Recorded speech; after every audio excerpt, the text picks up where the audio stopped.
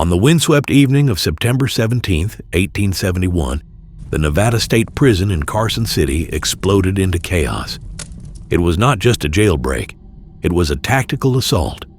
29 of the most desperate, hardened men in the West did not just slip away into the night. They waged a pitched battle. They seized the prison armory, arming themselves with state-of-the-art repeating rifles that outgunned the guards and the local militia. What followed was a running war across the high desert and the granite peaks of the Sierra Nevada. It culminated in a brutal firefight at a glacial lake known to the Paiute people as Wit-sa-nap, a place of spirits. By the time the smoke cleared, that water would run red with blood, and the map would be changed forever. To this day, we call that place Convict Lake. But the true story of what happened there, of the technological warfare, the betrayal, and the grit of the men who pursued them, is a history that has been half buried by time. To understand the violence of that September night, you first have to understand the place itself. In 1871, the Nevada State Prison was an oddity. It wasn't built as a fortress.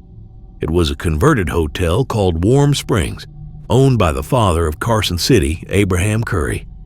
It was a place of strange contradictions. The prison yard sat on a quarry floor where inmates cut sandstone blocks for the state buildings. But as they swung their pickaxes, they were walking over deep time. The floor of that prison was covered in the fossilized footprints of prehistoric mammoths and giant sloths. It was a surreal backdrop for the incarceration of the West's most dangerous men. The security at Warm Springs was lax. The administration operated on a deadly assumption. They believed that the harsh, dry expanse of the Nevada desert was a better wall than any masonry they could build. They assumed no man would be foolish enough to run into that wasteland without supplies. They were wrong. Inside those walls sat the Verdi train robbers. This was a gang that had pulled off the first train robbery on the Central Pacific Line just a year prior, netting $41,000 in gold coin. These weren't common thugs. Men like Leander Morton, Tilton Cockrell, and the tactical mastermind Charlie Jones were professional criminals. They were planners, and for weeks they had been watching. Part 1.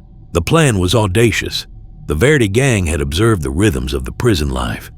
They knew that on Sunday evenings the guard force was reduced. They knew that the warden, Lieutenant Governor Frank Denver, lived in quarters attached directly to the main building. And they knew that the warden sat down for a family dinner at the same time every Sunday.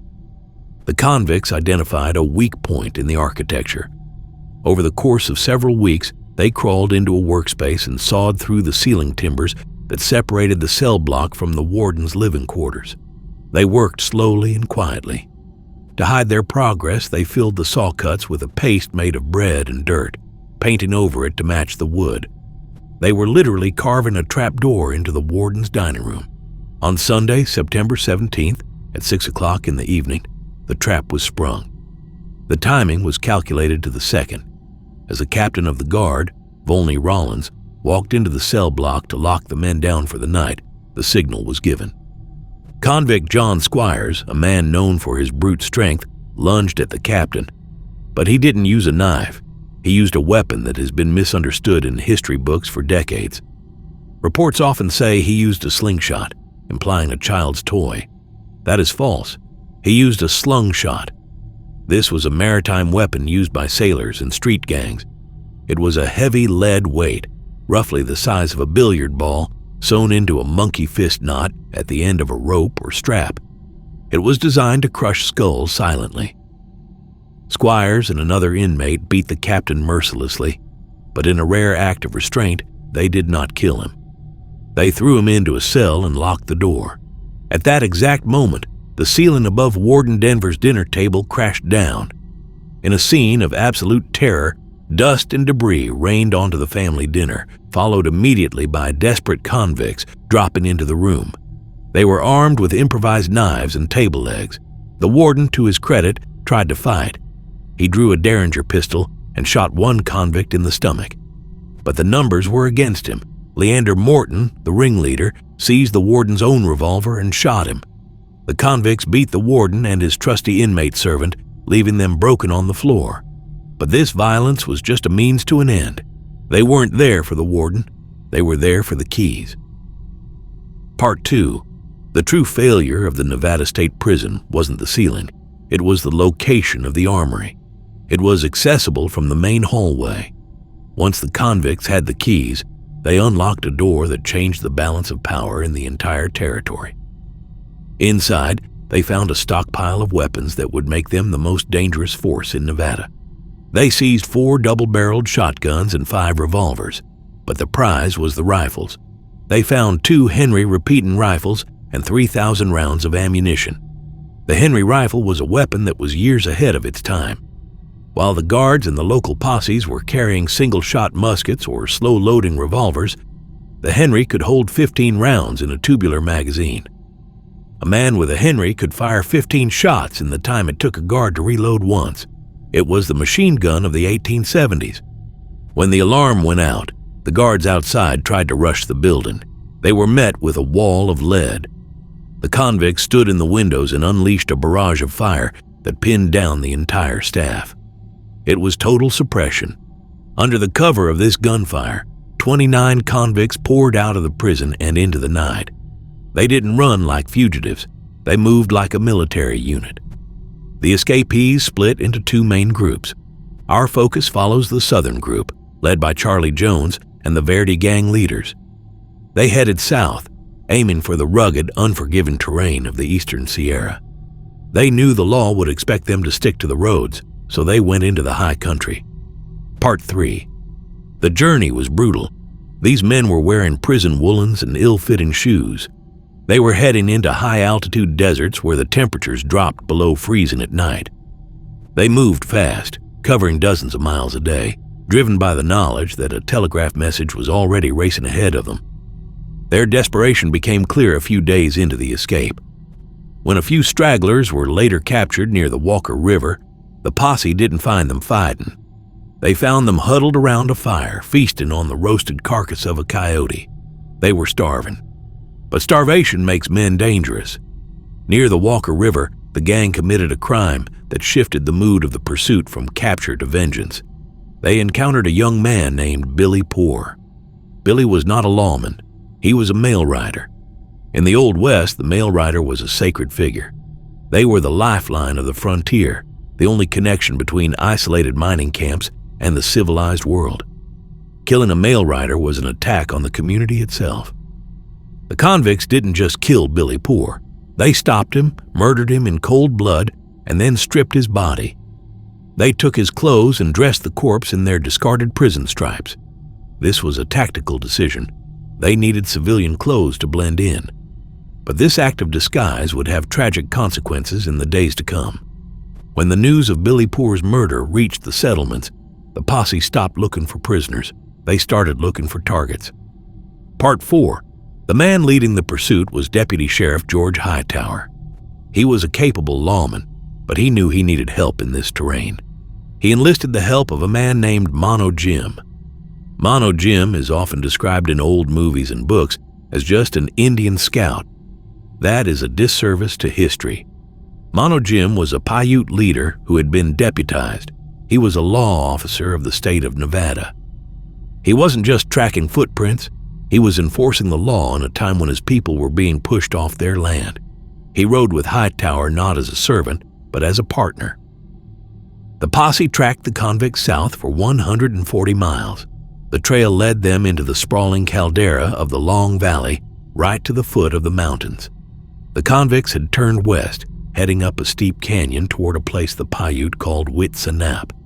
It was a deep glacial lake surrounded on 3 sides by towering granite cliffs.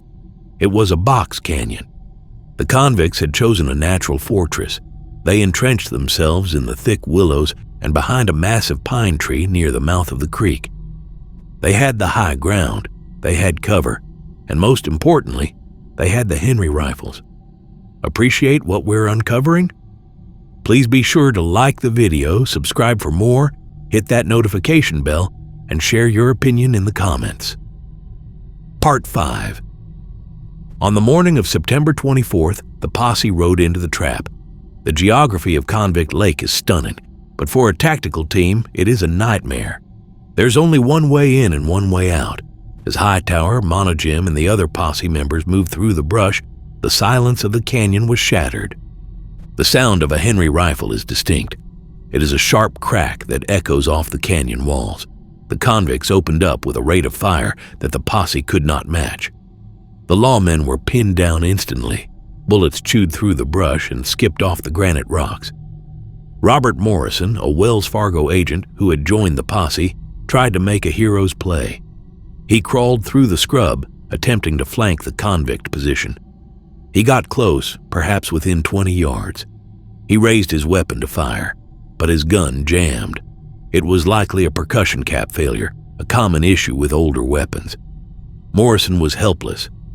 Convict Moses Black, seeing the agent struggling with his weapon, stepped out from behind the pine tree. He didn't hesitate. He raised his revolver and shot Morrison dead. Meanwhile, on the other side of the creek, Deputy Mono Jim spotted a figure moving in the willows. The figure was wearing civilian clothes. Jim hesitated. He likely thought it was another member of the posse, or perhaps he was confused by the sight of a man dressed like the mail rider Billy Poor. In the chaos of a gunfight, split-second hesitation is fatal. The convict, utilizing the disguise stolen from the murdered boy, raised his rifle and fired. Mono Jim was killed instantly. The posse was broken. They had lost 2 good men. The firepower coming from the convicts was overwhelming. Hightower and the survivors were forced to retreat, leaving the bodies of Morrison and Mono Jim behind. The convicts had won the battle, but they had sealed their fate. They had killed a Wells Fargo agent and a native deputy. There would be no more attempts at arrest. Part 6. The convicts slipped out of the canyon under the cover of darkness, but the winter was closing in. The gang splintered. The weather turned against them, dropping snow on the high passes. A few days later, in Round Valley, a new posse caught up with the 3 main leaders, Leander Morton, Moses Black, and another convict. They were cornered in a canyon, out of food and out of ammunition. They surrendered, perhaps hoping to be taken back to the warmth of the prison. They were mistaken. The posse started to transport them to the town of Bishop, but they were intercepted. A group of vigilantes, men who had heard about the murder of Billy Poor and the slaughter at the lake, stopped the wagon. They didn't wear masks. They were local citizens who had decided that the court system was too slow. They took the convicts to a small cabin. What followed was a mockery of a trial. They interrogated the men, demanding to know who had fired the fatal shots. Leander Morton, the tough ringleader who had masterminded the break, began to crack. He asked for water. He asked for mercy. But when it became clear that he was going to die, he hardened his heart one last time. They dragged Morton and Black to a flume structure nearby. Ropes were thrown over the crossbeam. When asked if he had any last words or wanted to pray, Leander Morton looked at the vigilantes and said, "I don't know if there is a God." He remained defiant to the drop. It was extrajudicial murder, a lynching born of anger and grief, but in the eyes of the frontier, justice had been served. Part 7. But there is a loose end to this story, a ghost. Charlie Jones, the man who had served as the tactical commander in the field, was not among those lynched. History tells us he was the one who insisted on killing the mail rider. He was the most dangerous of them all. Charlie Jones separated from the group before the final capture. Tracks were found leading away from the lake, heading deeper into the mountains. Some say he froze to death in the high passes. Others believe he made it to the coast, changed his name, and lived out his life, forever looking over his shoulder. He vanished into the American myth. The region was left scarred by the events of 1871. The local people, both the settlers and the Paiute, could not look at that beautiful mountain lake the same way again. The name Wit-sa-nap faded from the maps. The settlers renamed the body of water to memorialize the violence that occurred there. They called it Convict Lake. Mount Morrison, the towering peak that casts a shadow over the water, was named for the fallen Wells Fargo agent. And a smaller peak nearby was named for Mono Jim, the deputy who died because of a disguise. Today, Convict Lake is a place where fishermen cast their lines and tourists take photos of the reflection in the water. It is peaceful, but if you walk the trail on the south side, near the inlet, you're walking through a battlefield. You're walking over the ground where men armed with the most advanced weapons of their day fought a desperate, bloody war for a freedom they could not keep. It is a reminder that the beauty of the Wild West often hides a history of brutality, where technology, desperation, and the law collided in the high desert. Do you think the vigilantes were justified in taking the law into their own hands after the court failed to keep these men behind bars? Let me know in the comments.